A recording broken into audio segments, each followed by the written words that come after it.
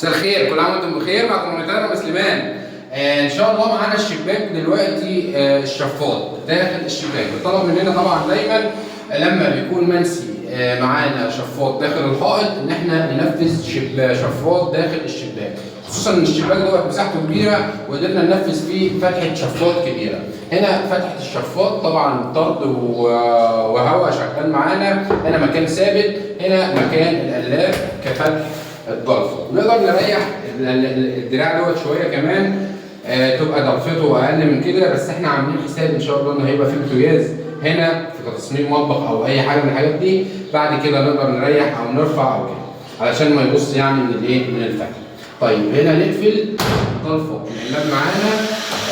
ان شاء الله في الفتره اللي جايه هصور لكم شباك ضلفه داخل ضلفه كسلك كازاز او بلاستيك. اخواتي وحبايبي، احطكم في الله ونقول لكم حاجه بسيطه كده للجماعه اللي بيسالوا عن الشفاطات مع القلاب. بحبكم في الله.